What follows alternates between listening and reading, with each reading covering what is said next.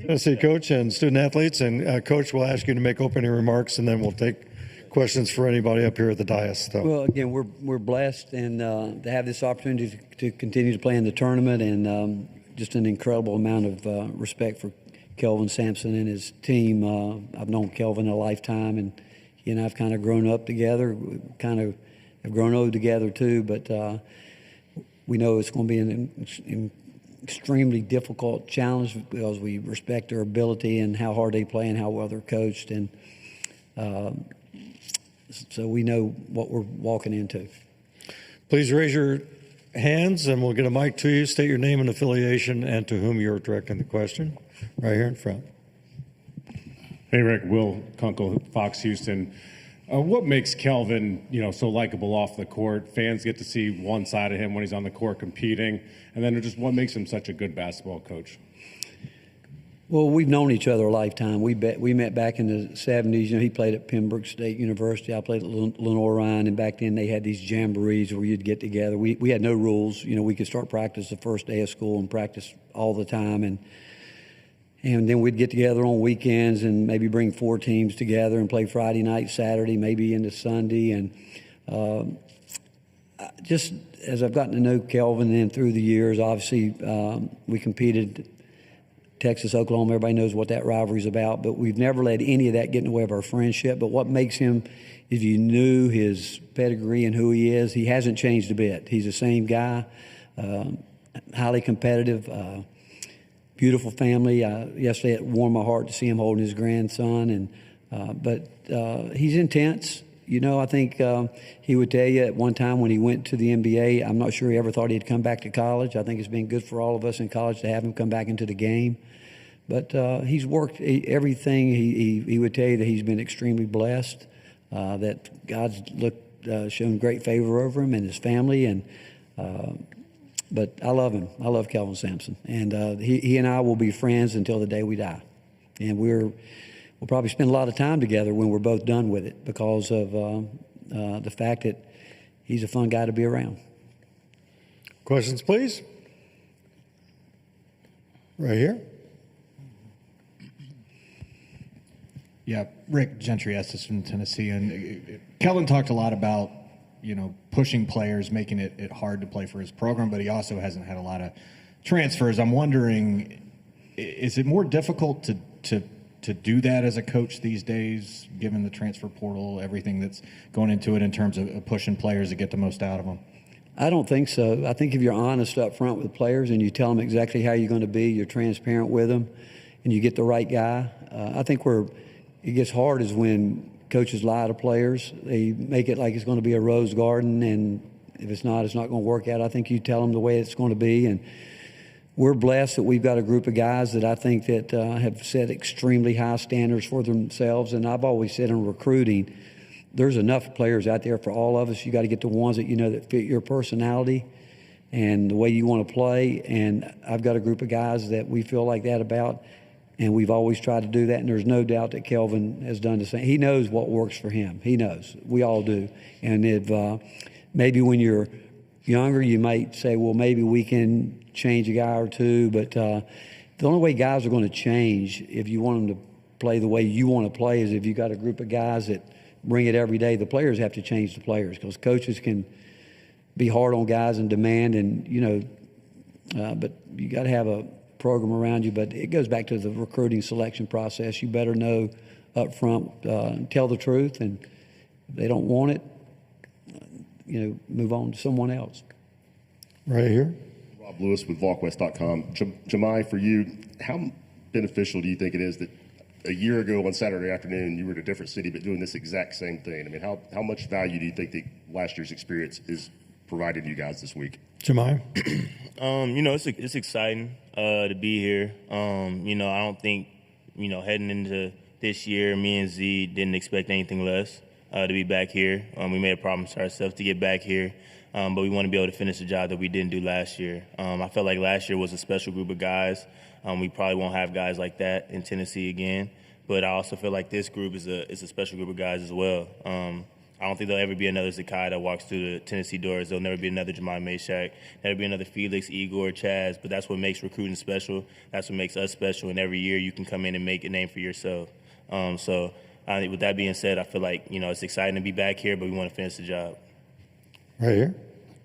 Dennis Dodd, CBS Sports. Rick, dovetailing off Gentry's question, I guess. There's been some pretty big-name coaches in football and basketball get out of this because of the current climate that you've adapted to. Did you ever have to sit down and have a pep talk with yourself and just think about, wanting to go on through, everything we're talking about with the portal?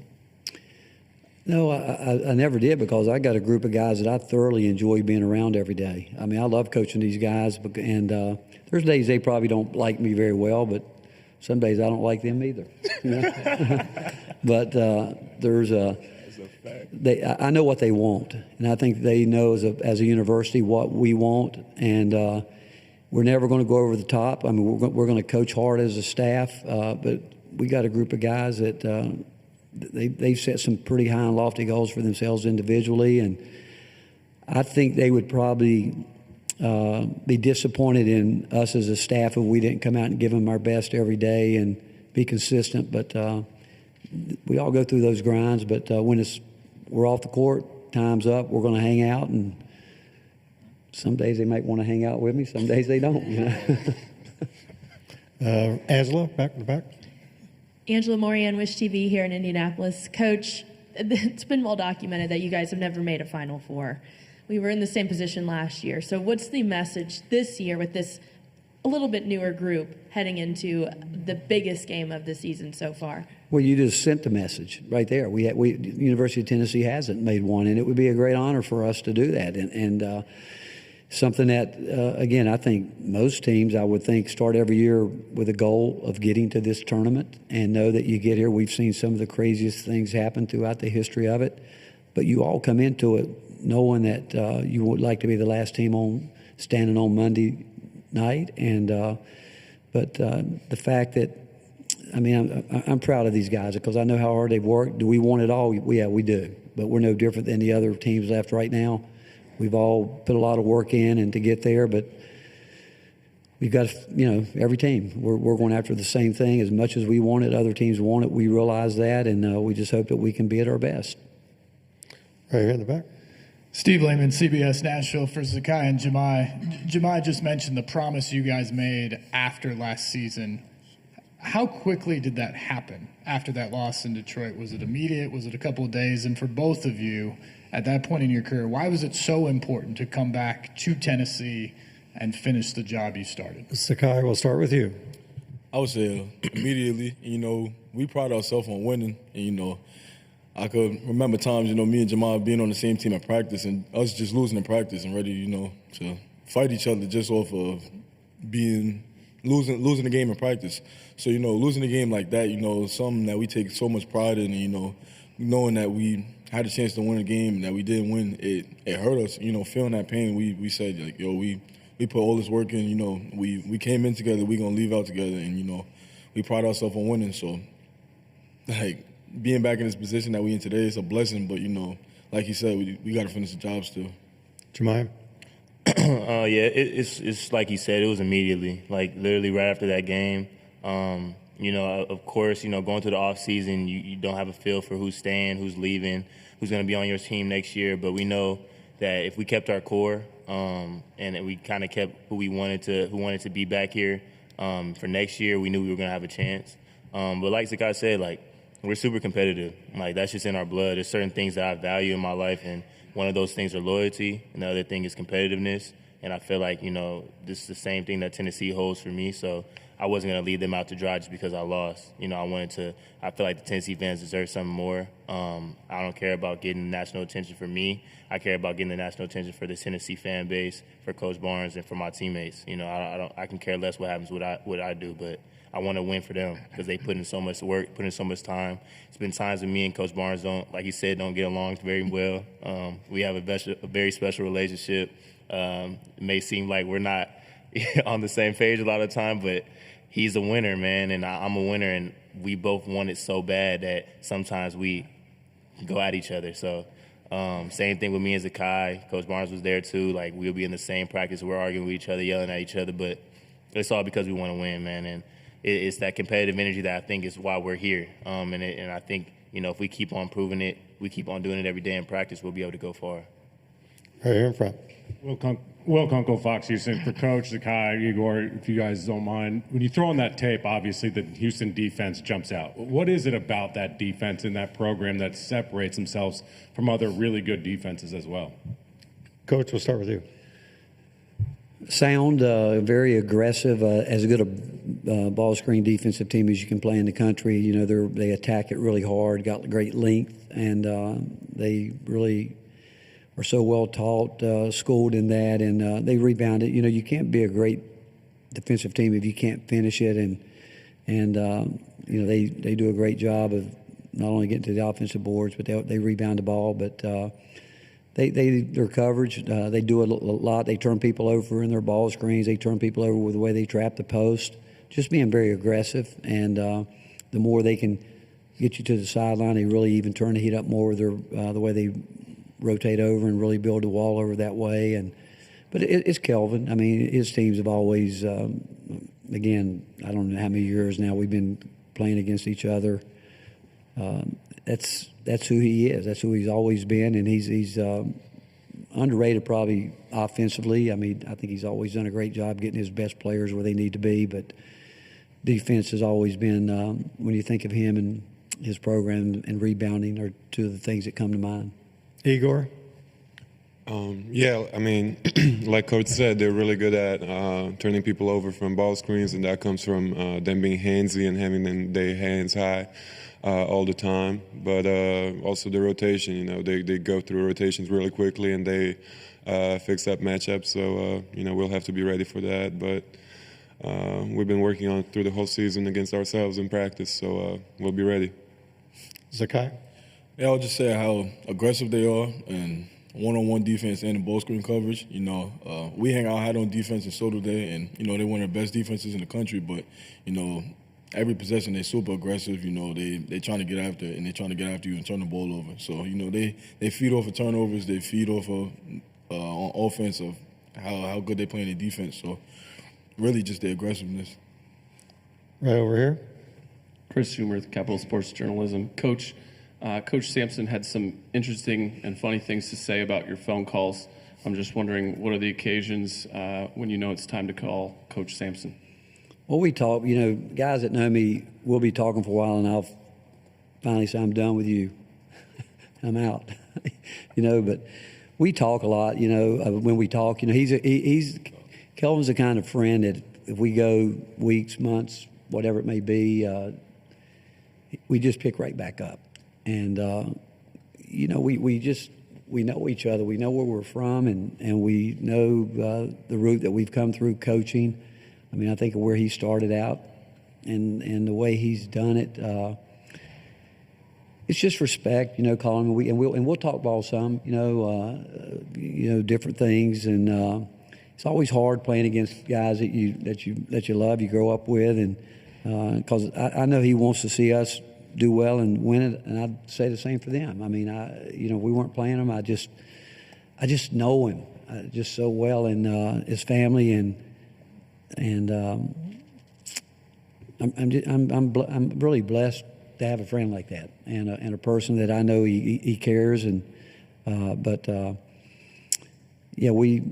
phone calls can vary from different things. We just whatever, depending on what time of year it is. Right back in the back, Angela. Coach, obviously Tennessee has a special connection to Indianapolis, and that is Peyton Manning. He was here last night, expecting him to be here tomorrow. How cool is it to be able to play a Midwest regional in the house that Peyton built with his statue right outside? Well, obviously, what can you say about Peyton? I mean, he is one of the greatest people you could ever meet. Loves Tennessee, has been so loyal, so generous to our university, not just to the athletic side, but to the university as a whole with the scholarships that he provides for people. But again, he's a person that he's a true volunteer. When you think about what he does, not only for those that are close to him, for those that he doesn't, people that he might not even know. He's just he's made things so much better for all of us at Tennessee, and the fact that he's still so active out there. And in some way, he's the voice of the University of Tennessee, and we're proud of him. Over here. I've got a question for Felix and then one for Chaz. Felix, what went into the rebounding that you've had the past couple games? And then Chaz, how were you able to be so patient offensively yesterday against Kentucky and kind of take your time to get the shots that you wanted? Felix? For me, it was just, the coach challenging me. The coach is challenging me, and I just knowing that I got it in me. And it's just me putting more effort in that, side of basketball, just trying to chase and just do my job. I think that was just what's going through my head. Chaz? Yeah, for me, I just say taking the looks that the defense gives me. At this point in the season, I know that most of my shots are going to be contested. So just being ready to shoot when I get the opportunity.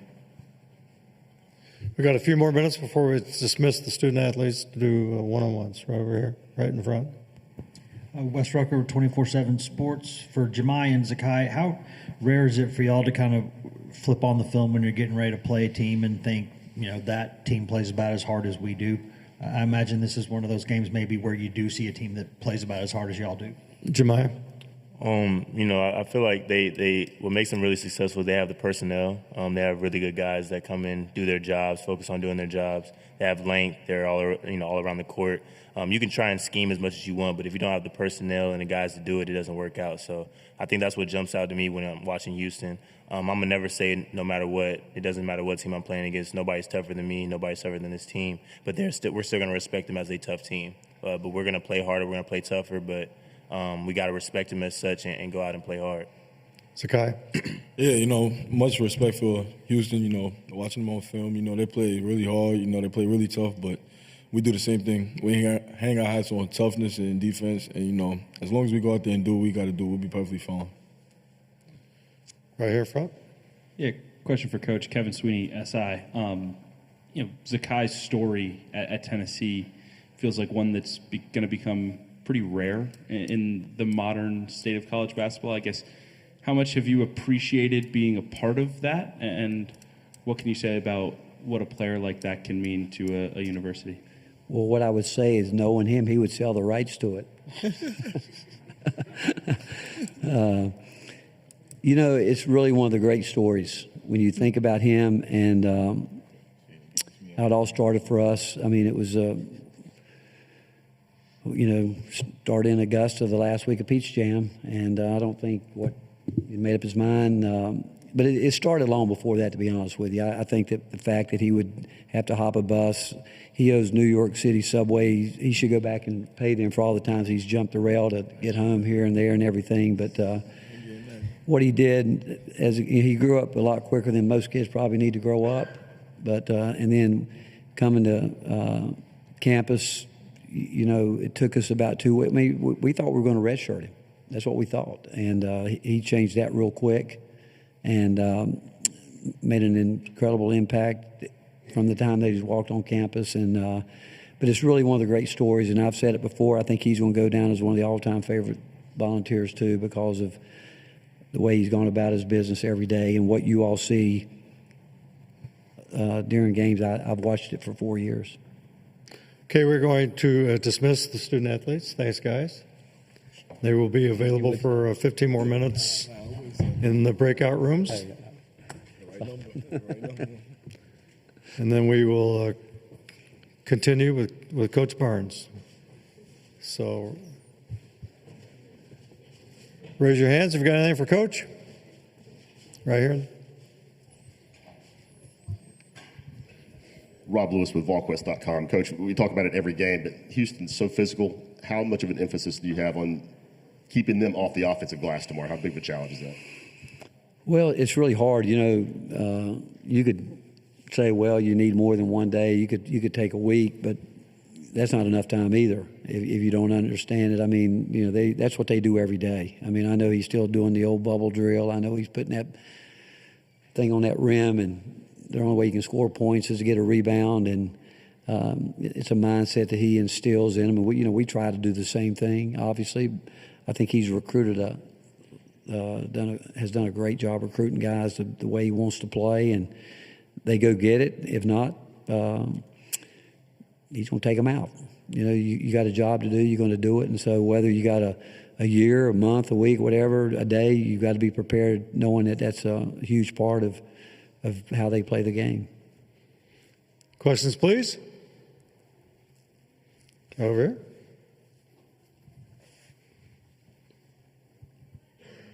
Alec Blender, Capital Sports Journalism. I want to ask, can you speak on the development of Zakai as a leader and how that has helped you as a head coach, having a point guard like that you can rely on and depend on?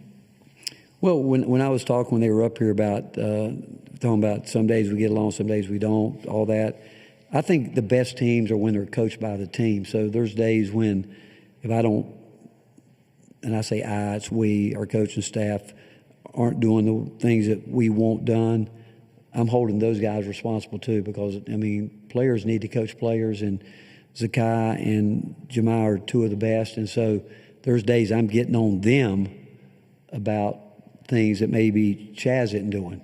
And when I might say to him, hey, if Chaz ain't going to rebound, you're going to run for him. You're going to run the steps. You're going to do this. You're going to do that. So it's the standard in which when you get players like Zakai, who came in, he wasn't a point guard when he came in. He's learned how to play that position. He's worked hard at it because he was always a guy that could score the ball. But we have expected a lot from him from a leadership standpoint. He speaks in his own voice, but he does it every day in practice. He doesn't have bad days in practice, and he knows me well enough to know when I'm not happy with practice, and he knows if he doesn't help change it, that he's going to get the backside of it more times than not. He and Jahmai, because they've been around us, they know what the standard's been set, and they have been great at it, because they have, again, the best coach teams, best led teams are when they're led and coached by the players. But he's worked hard over 4 years to understand the game from all different areas, learning how to. We've never been a big heavy ball screen team. Probably done more this year than in the past, and he's worked hard at adding anything that we've asked him to do. He's been willing to try to take it on and do it. The back. Hey, Coach, Trey Wallace with Outkick and Fox. You kind of previously touched on a little bit, but Kelvin Sampson was talking about just how much he still loves coaching this game, and that there is a minority of horror stories within NIL and transfer portal that I think a lot of people maybe run with it more and gets more attention. But just from your aspect of it, and he talked about coming towards the end of his career, but he said this is a game that he loves and it's still pure in his mind. Can you expand upon your thoughts on that?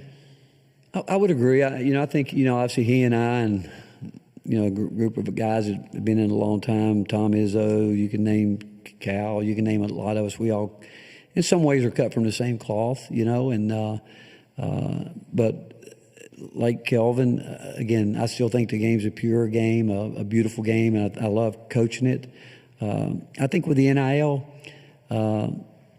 where I could see it, if you're at a university where the administration doesn't get it, and we all want to win. But I've always believed too, if you want to coach anywhere. If you want to coach junior high, coach high school. If you really love it, just coach. And I'm extremely blessed to have had to serve a great God that's given me an opportunity to be at some wonderful places. But with what's going on right now, right now is the rumors I'm hearing this week. It's absolutely mind-boggling. It is.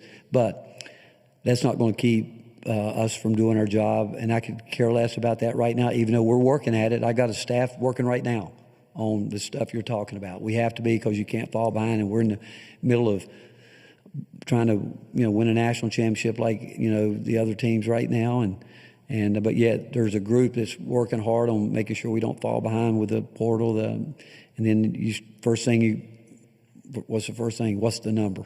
But you can't let that interfere with the fact that you love doing what you're doing. And I've made it, I think, clear that I've told the day that I lose that purity of not wanting to be around the kids or the players and coach, that's when you know it's time. But I still love it, like Kelvin. I mean, I can see it when we talk on the phone. You can tell it. You can still hear it in his voice that he hasn't let down. You know, he still wants to help guys. We really want to help these guys have a chance. We've lived our dream.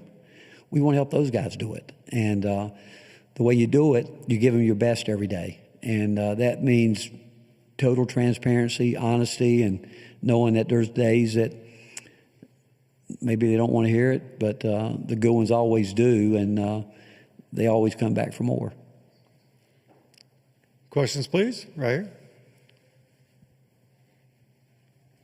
Rob Lewis with VolQuest.com. Coach, I asked the guys about it, but for you as a coach, what's the comfort level of having Jahmai and Zakai here that have been in this exact same position a year ago? Well, it is, Rob, and the fact that they've been here, they know how quickly it can end. They realize that they knew coming in, they knew how hard the first game against Wofford would be. They know that that's a hard game, and then everybody knows if you can get by the first one, it gets even more difficult every round. But it goes back to what I was saying earlier about the accountability that we expect in those guys as much as we're going to do our job as coaches for the guys that haven't been here. They're spending time with them. They're telling them. And that peer pressure is powerful. It helps when Jahmai and Zakai and Jordan have been here, and they're able to say, hey, this is what it's going to take. And because they spend a lot of time without us in the locker room prior to the game, and even though they might be in their own little world a little bit, they know how to touch each other and hot buttons and understand that we've got to be ready. Right here in front. Jason Bristol, KHOU in Houston. Rick, Kelvin said, if we don't win it, I want Rick to win it. Is it safe to assume that you feel the same way? Well, what I would say is this. Obviously, I'm in a league, and I like to see our league have success, whether people believe that or not. But from a personal standpoint, when you've grown up with a guy like Kelvin and, Tom's won it, and yeah, I mean, we'd love to win it, but I would love to see Kelvin Sampson win a national championship.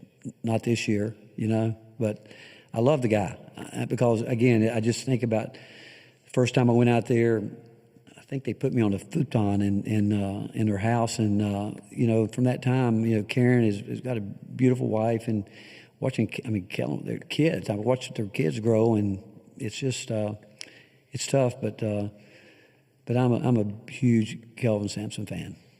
Right here? Always will be. Oh, I'm sorry, Coach. Right here. Benjamin Vasco of KUJH. A lot of people talked that the Big 12 was one of the best basketball conferences at the start of the year, and then now they've moved to the SEC being the best basketball conference. What does this mean for, I guess, both conferences, this matchup specifically? Well, league cycle, this is a year that it was a year of the SEC. When you think about the historic non-league schedule, the success we had in the non-league, and obviously doing what we did thus far in the tournament.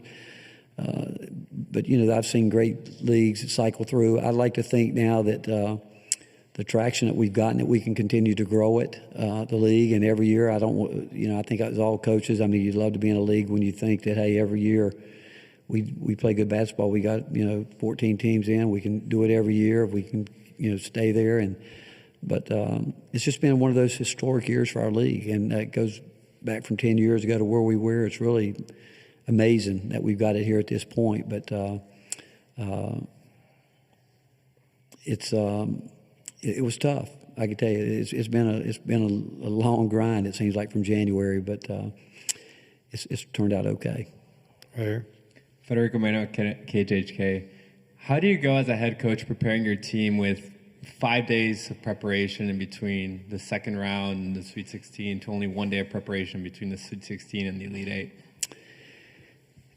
You know what? It is after the first round, second round, one rest. Right now I think the most important thing is rest. I was fortunate to be at it took me a long time to learn this, and I still fight it every single day, but Eddie Reese, the the greatest swimming coach of all time at the University of Texas, told me one day, he said, I've never seen a coach take a mule and make him a racehorse, but I've watched a lot of coaches take racehorses and make them a mule. I've been guilty of that a lot. And so this time of year, you want them racehorses. And so the biggest thing is trying to keep them healthy. And I'm not sure anybody's totally healthy right now, little bangs and bruises that you have, but we want to make sure and so from last night until today, that's the mindset we know. And then Coach Knight had a wonderful saying. It took me forever to figure out. He said the mental to the physical is like 4:1. Well, today that 4:1 comes into play big time, the mental part of it. You don't have enough time to go out and put a bubble up and try to work on blocking out against Houston, and you don't. You just got to hope that you've done enough up to this point with your practices, and you believe in you trust your system, you trust your habits, but it's emphasizing everything from a fundamental standpoint of the game, where you're just saying, hey, this is something that we have to do today. This is something, whether it's ball screen, rebound, or whatever it may be. But I think the most important thing in a one-day prep is to get our legs back and be ready to know that that's what it's going to take to play against a team that comes at you like they do. Time for a couple more for Coach. All right, seeing none. Thank you. Thank you, guys. Greg.